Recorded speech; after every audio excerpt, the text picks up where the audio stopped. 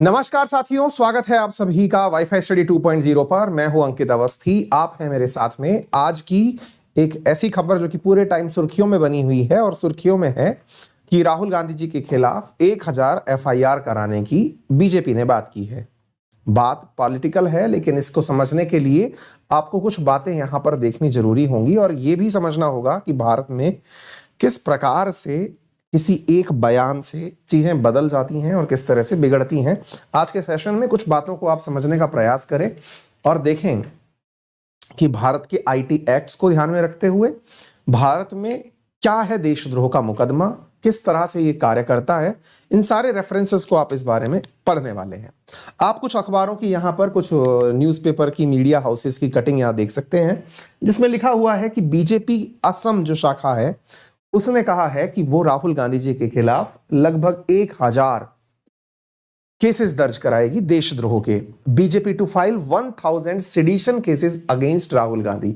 ऐसा क्या कह दिया या ऐसा क्या कर दिया राहुल गांधी जी ने जिसकी वजह से ये मुद्दा हाईलाइट हुआ, और ऐसा मुद्दा जिसकी वजह से पूरा नॉर्थ ईस्ट जो है वो इसके खिलाफ केस दर्ज कराने की बातें कर रहा है। पूरा से मतलब है कि बीजेपी समर्थक ये बात कर रहे हैं। मसला क्या है, एक बार हम बताते हैं। मसला है एक ट्वीट का। राहुल गांधी जी ने एक ट्वीट किया और उस ट्वीट में उन्होंने बहुत अच्छी अच्छी बातें कही। बातों की शुरुआत में उन्होंने समझाने का प्रयास किया कि यूनियन क्या है, वही यूनियन जिसके बारे में भारतीय संविधान बात करता है, कहता है कि India is A union of state.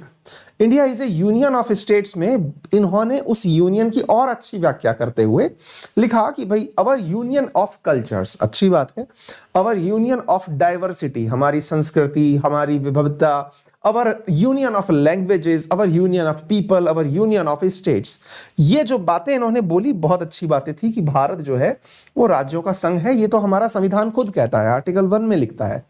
लेकिन जब इन्होंने व्याख्या की तो उस व्याख्या में इन्होंने जो बातें लिखी, क्योंकि लिखना जब होता है तो आदमी सोच समझ के लिख रहा होता है, लिखते समय इन्होंने जो बातें लिखी वो थोड़ी सी, मतलब थोड़ी सी क्या, आप उसको थोड़ा या ज्यादा जैसा भी है वो आप अपने ऊपर लें। यहां पर इन्होंने लिखा फ्रॉम कश्मीर टू केरला। आपने सुना होगा अक्सर बोलते हुए, हम जब बोलते हैं भारत कहां से कहां तक, तो कश्मीर से कन्याकुमारी तक, है ना। उसके बाद में फ्रॉम गुजरात टू वेस्ट बंगाल। मतलब अर्थ स्पष्ट है कि भारत के जब आप मैप की बात करते हैं तो मैप में जहां एक तरफ कश्मीर है तो नीचे की तरफ आप केरला तक बात करते हैं, कश्मीर से कन्याकुमारी की बात करते हैं। वहीं दूसरी तरफ अगर आप बात करते हैं तो गुजरात से लेकर के आप अरुणाचल प्रदेश तक की बात करते हैं। देखिए, अगर आप और हम जो कि पढ़ने पढ़ाने वाले लोग हैं इस प्रकार की गलती करते हैं तो माफी मांग सकते हैं, लिख सकते हैं कि साहब त्रुटि हुई कि हमने अरुणाचल प्रदेश के स्थान पर नागालैंड को ईस्टर्न समझ लिया, ये समझते हुए क्योंकि साहब हमारे दिमाग में मैप थोड़ा गड़बड़ था। एक व्यक्ति जो कि अपोजिशन के काफी प्रतिष्ठित नेता हैं, उनसे ये अपेक्षा इस ट्वीट के माध्यम से जो थी ये नॉर्थ ईस्टर्न वाले लोगों को नहीं थी, विशेष रूप से तब जबकि नॉर्थ ईस्ट इस समय पूरी तरह सुर्खियों में छाया हुआ है। और क्यों छाया हुआ है? क्योंकि नॉर्थ ईस्ट के अरुणाचल प्रदेश को चीन क्लेम करने लग रहा है। वहीं दूसरी ओर यहां के दूसरे राज्य मणिपुर के अंदर चुनाव हैं। अब इस विषय पर जब राहुल गांधी जी ट्वीट करते हैं और लिखते हैं कि गुजरात से वेस्ट बंगाल, यानी कि आपने भारत का जो विस्तार है ऊपर से लेके नीचे तक तो समझ में आया, लेकिन यहां से लेके यहां तक आपने जो विस्तार बताया, इसका मतलब भारत के इतने बड़े नेता को ये जो विषय था उस विषय के अंदर गुजरात टू वेस्ट बंगाल लिख करके नॉर्थ स्टेट, जो नॉर्थ ईस्टर्न स्टेट्स हैं, वो नजर नहीं आए। इस बात को देखते हुए तमाम लोगों ने, क्योंकि देखिए एक बात होती है कि आप बोलते समय अपने भाषण में हो सकता है कि from the slip of tongue या फिर किसी बातों में एक आध चीजें मिस कर जाएं, लेकिन जब लिख रहे हैं इतनी बढ़िया बढ़िया बातें विद प्रॉपर डेंसिटी, क्योंकि India is A union of state, सब लिखना आसानी से जानते हैं, लेकिन इतनी सारी बातें जब आप लिखते हैं तो आपने थॉट प्रोसेस के साथ लिखी हो और उसमें आप एक राज्य का नाम लिख करके आप बाकी राज्यों को मिस कर जाते हैं, बस बवाल यहीं से शुरू हो जाता है। जब शुरू होता है तो फिर नॉर्थ ईस्टर्न स्टेट्स में मुख्यमंत्री जो कि बीजेपी के हैं कई राज्यों में, हेमंत विश्व शर्मा जो कि हैं इस समय आसाम के मुख्यमंत्री, उन्होंने इसी ट्वीट को पकड़ते हुए अपने द्वारा इसके खिलाफ बातें लिखी। ऑब्वियस सी बात है कि वो अपना दर्द बताएंगे और उन्होंने कहा कि ये India is far beyond just a union, we are proud nation. और सबसे इंपॉर्टेंट बात है, and hello beyond Bengal we North East exist. यानी कि इन्होंने अपने द्वारा ये बात मेंशन करते हुए लिखा कि जनाब नॉर्थ ईस्ट एग्जिस्ट करता है, क्या आप ये जानते हैं? इसी प्रकार से विप्लव कुमार देव त्रिपुरा से लिखते हैं और उन्होंने कहा your ignorance is the reason of your party total wipe out from North East, क्योंकि चुनावों से संबंधित भाषण है तो ये लिखे जाएंगे।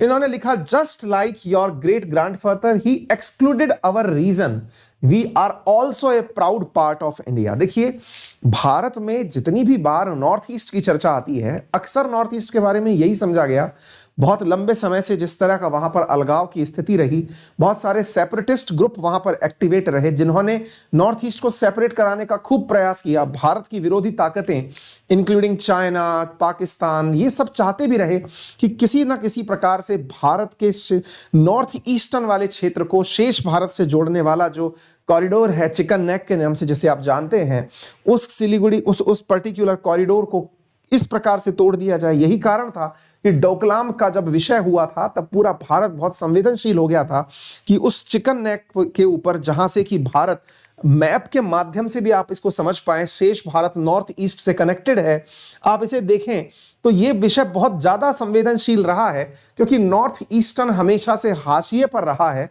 ये बात यहां पर उपस्थित सेपरेटिस्ट के माध्यम से तो समझ में आती ही है, और यहां पर जो इलेक्टेड लीडर्स हैं वो भी इस बात को मेंशन कर रहे हैं कि राहुल गांधी जी का ट्वीट जिसमें कि वो भारत के ब्यूटीफुल नॉर्थ ईस्टर्न स्टेट्स को भूल गए कि ये भी एक हिस्सा है। इस आधार पर यह देशद्रोह का मुकदमा बनता है क्योंकि आप जानबूझ करके अपने लिखित में इस बात को मेंशन कर रहे हैं कि नॉर्थ ईस्टर्न भारत का हिस्सा ही नहीं है। और इस विषय से ये काफी ज्यादा, ऐसे ही एन बीरेन सिंह जहां पर चुनाव हो रहे हैं वो अपने द्वारा इसी प्रकार की बातें लिखते हैं कि एक पार्टी जो ये रिकॉग्नाइज ही नहीं करती कि नॉर्थ ईस्ट एग्जिस्ट भी करता है, आप देख सकते हैं। और इस विषय के ऊपर फिर एएनआई के हवाले से जो जानकारी निकल के आई उसमें यह है कि at least 1000 sedition cases will be lodged by BJP Assam tomorrow against Congress leader Rahul Gandhi for his tweet saying India exists from Gujarat to Bengal। इस वजह से, और इसमें इन्होंने हाईलाइट किया है कि ये चाइना की जब से डिमांड होने लगी है अरुणाचल प्रदेश की, उसकी वजह से इन्होंने किया है। चाइना का अरुणाचल प्रदेश विवाद क्या है, इसके ऊपर मैंने बहुत सारे वीडियो ऑलरेडी बना रखे हैं, जिसमें से लेटेस्ट जो विवाद है वो 3 वीक पहले का है, जिसने भारत के 2 युवकों को चाइनीज फोर्सेस ने अरुणाचल प्रदेश से अपहरण कर लिया, बाद में छोड़ा। तो इस बच्चे ने बताया भी कि इसके साथ कितनी ज्यादतियां हुई। इसी प्रकार से चीन के द्वारा अरुणाचल प्रदेश में लगातार एनक्रोचमेंट किया जा रहा है। अरुणाचल प्रदेश पर वेंकैया नायडू जी जैसे उपराष्ट्रपति हमारे वहां जाते हैं तो चीन उस पर अपना विरोध दर्ज कराता है। तो यह दर्शाता है कि निश्चित ही ये संवेदनशील मसला है और ऐसे मसले में ये केवल एक गलती रही हो कि वो लिखना भूल गए हैं, तो ये उनके द्वारा इस बात को एक और ट्वीट के माध्यम से माफी मांगकर, जैसा वो ठीक समझे, वो स्पष्टीकरण दे सकते हैं। लेकिन ये मसला काफी ज्यादा हाईलाइट होने जा रहा है। ऐसी स्थिति में अब सवाल बनता है कि यदि ऐसी कोई बात होती है तो हम उस विषय के ऊपर सेडिशन केस की चर्चा करते हैं। क्या है ये सेडिशन केस? अच्छा, रिसेंट डेज में अगर आपको याद हो तो विदेश नीतियों को लेकर के राहुल गांधी ऑलरेडी सुर्खियों में चल रहे हैं। याद हो तो मैंने एक वीडियो इसमें और पहले भी किया था जिसमें कि यूएस के स्टेट डिपार्टमेंट के प्रवक्ता ने खुद कहा कि हम राहुल गांधी जी के बयान से वास्ता नहीं रखते, क्योंकि उन्होंने ऐसा एक आरोप लगाया था संसद में कि भारत में जो वर्तमान सरकार है इसके चलते चीन और पाकिस्तान एक दूसरे के ज्यादा करीब आ गए हैं। वास्तविकता में चीन और पाकिस्तान की करीबी हमने ये डिटेल में एक एनालिसिस लिया हुआ है 6 दिन पहले, आप चाहे तो उसमें देख सकते हैं। हमने बहुत अच्छे से बताने का प्रयास किया है कि किस तरह से नीतिगत तरीके से चीन और पाकिस्तान एक दूसरे के नजदीक आते गए। तो ये सारी विषय है जो कि इस समय आप पूरी तरह से इनके ऊपर ट्विटर खिलाफ हो रखा है, लोग इनके खिलाफ हो रखे हैं। अब सवाल बनता है कि भारत में यदि बात आती है सेडिशन की, तो देखिए इन दिनों ना बहुत ज्यादा इस विषय के ऊपर मतलब चर्चाएं हो रही हैं, बहुत बड़े बड़े आर्टिकल्स लिखे जा रहे हैं। नाउअडेज सेडिशन केसेस बहुत ज्यादा बढ़ गए हैं और आपको मालूम होना चाहिए कि सेडिशन केसेस में भारत के खिलाफ, मतलब देशद्रोह का मतलब है भारत के खिलाफ, राष्ट्र के खिलाफ, राष्ट्रीय एकता के खिलाफ, समरसता के खिलाफ यदि कोई भी व्यक्ति स्टेटमेंट देता है तो वो देशद्रोह के केस में आता है। जैसा हम अपनी आईपीसी की धारा 124A के अकॉर्डिंग बताएं कि whoever by words either spoken or written, by signs, by visible representation or otherwise bring or attempt to bring into hatred or contempt or attempt to exit disaffection towards the government established by law shall be punished with to which fine may be added or with imprisonment with may extend to 3 years to which fine may be added और with fine. मतलब जिस case के माध्यम से देशद्रोह के आधार पर 3 साल तक का मुकदमा चलाया जा सकता है, 3 साल तक की सजा दी जा सकती है, वो है देशद्रोह का कानून। ठीक है, तो इसकी अब डिमांड हो रही है। सेडिशन लॉ जो है ये कहते हैं कि अंग्रेजों के समय का है, काफी ज्यादा इस विषय पर भी विवाद हो चुका है कि सेडिशन लॉ को हटा दिया जाना चाहिए। ये फर्दर एक विषय है जिसके बारे में हम चर्चा करेंगे। सुप्रीम कोर्ट के अंदर sedition is a colonial law जिसको ब्रिटिशर्स के द्वारा महात्मा गांधी और उनके जैसे जो फ्रीडम फाइटर्स थे उनको चुप कराने के लिए किया जाता था। याद होना चाहिए एनवी रमन्ना ने हाल ही के अंदर अटॉर्नी जनरल से एक लाइन बोली थी और कहा था कि is it still necessary after 75 year of independence. ये बहुत ही इंपॉर्टेंट है और आपको किसी पेपर के अंदर अगर आंसर लिखना होना तो हो सकता है कि ये सवाल जो है वो आपको एज इट इज लाइन में लिखा हुआ मिल जाए एग्जाम के अंदर। Is it still necessary after 75 year of independence. क्या सेक्शन आईपीसी का सेक्शन 124A। ये बहुत बड़ा रिमार्क है, इसलिए रिमार्क बहुत बड़ा है क्योंकि चीफ जस्टिस एनवी रमन्ना साहब ने हाल ही में अटॉर्नी जनरल से इस सवाल को पूछा क्योंकि सेडिशन लॉ अंग्रेजों के समय पर, देशद्रोह का जो लॉ है वो अंग्रेजों के समय पर आया था और वो अंग्रेजों के समय पर इसलिए आया था क्योंकि ब्रिटिशर्स जो है ना वो भारत में जो देश के नाम पर आंदोलन करने वाले स्वतंत्रता सेनानी थे उनको इस लॉ के तहत बुक किया करते थे, पकड़ा करते थे। ये आज भी चल रहा है, ये सवाल पूछा जा रहा है। अब ऐसी स्थिति में भारत में जो मसले हो रहे हैं ये आपको हमेशा काउंटर आर्ग्यूमेंट देता रहेगा, क्या सही क्या गलत। तो आप इस पर एक अपनी ओपिनियन का राइट अप तैयार करें, काफी बड़ा मसला आपके लिए निकल के आता है। अगर हम सेडिशन ट्रायल्स की बात करें कि आज से पहले कोई ऐसी सेडिशन ट्रायल है जो कि सुप्रीम कोर्ट के अंदर बहुत बड़े लेवल तक गई है ड्यूरिंग फ्रीडम मूवमेंट, अगर कुछ ऐसा हुआ है तो बिल्कुल जोगेंद्र चंद्र बोस जो है 1891 में उनके ऊपर सबसे पहली ट्रायल जो थी वो चलाई गई थी, जिसके ऊपर मतलब बकायदा पूरी केस के अंदर वो हुई थी। इसी प्रकार से बाल गंगाधर तिलक साहब और महात्मा गांधी जी के खिलाफ 1922 में इसी सेडिशन केस के तहत उन्हें जेल भेजा गया था। ये सारे केसेस काफी ज्यादा फेमस केसेस में से रहे हैं। अगर हम लॉ की बात करें तो इंडिपेंडेंस से पहले 1870 के अंदर ब्रिटिशर्स के द्वारा आईपीसी में इसे इंट्रोड्यूस किया गया था। ब्रिटिशर्स ने इस रूल का उपयोग बहुत सारे मतलब स्वतंत्रता सेनानी जैसे बाल गंगाधर तिलक, महात्मा गांधी जैसे जो स्वतंत्रता सेनानी थे उन्हें जेल भेजने के लिए इस लॉ का उपयोग किया था। आफ्टर इंडिपेंडेंस अगर हम बात करते हैं तो 1948 के अंदर भारतीय लॉ मेकर्स ने सेडिशन को भारतीय संविधान में एज इट इज रखा, यानी देशद्रोह को एज इट इज लिखा। लेकिन अगर आप देखते चलते हैं तो नवंबर 26 को जब हम निकल के आते हैं तो आईपीसी की धाराओं के अंदर यह दिखता है। 1951 में नेहरू जी ने जब पहला संविधान संशोधन के माध्यम से 19(1) क्लॉज ए ऐड किया तो रीजनेबल रेस्ट्रिक्शन शब्द जो है वो इसको बचाते हुए ले गया, यानी कि जब आप कोई ऐसी बात बोलें जो देश के खिलाफ हो तो वो 124A के तहत बुक की जाएगी। तो ये चीज एज इट इज चली हुई आई। इसके बाद में इंदिरा गांधी सरकार के द्वारा 124A को कॉग्निजेबल ऑफेंस यानी संज्ञेय अपराध की दर्जे में रखा गया। इसका मतलब यह हो गया कि पुलिस किसी संज्ञेय अपराधी को विदाउट वारंट गिरफ्तार कर सकती है, यह आप याद रख सकते हैं।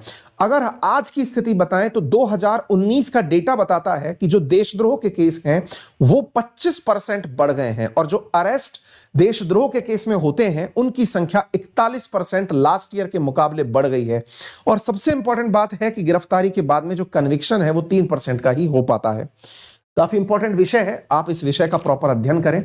फिलहाल के लिए इतना ही। यदि आप चाहते हैं अनअकैडमी पर हमारे साथ जुड़कर पढ़ना तो मेरा रेफरल कोड है अंकित10 जिसका यूज करके आप अनअकैडमी पर 10% डिस्काउंट प्राप्त कर सकते हैं on all Unacademy subscriptions.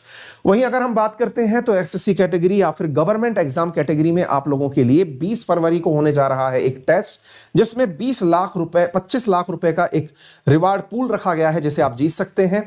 Bank exam वाले इसे 10 बजे दें, एसएससी वाले 2 बजे और रेलवे वाले 5 बजे दें, जिसमें रैंकर्स को इस प्रकार के उपहार वितरित किए जाएंगे। अनअकैडमी पर कोर्सेज के साथ साथ अब नई टेस्ट सीरीज भी लॉन्च हो चुकी हैं जिनमें 28 टेस्ट 3000 रुपए के और 56 टेस्ट 4,000 रुपए के आपको दिए जा रहे हैं। कोर्सेज पर प्रॉपर 4500 रुपए का ऑफ चल रहा है। यदि आप चाहते हैं अनअकैडमी के साथ कोर्स परचेज करना, देन आप चाहें तो हमारे लोन फैसिलिटी का भी उपयोग कर सकते हैं। अधिक जानकारी के लिए आप हमें हमारे टेलीग्राम अंकित अवस्थी सर पर दिए गए डिस्क्रिप्शन में कॉन्टैक्ट नंबर पर भी कॉन्टैक्ट कर सकते हैं। धन्यवाद, अपना ख्याल रखें।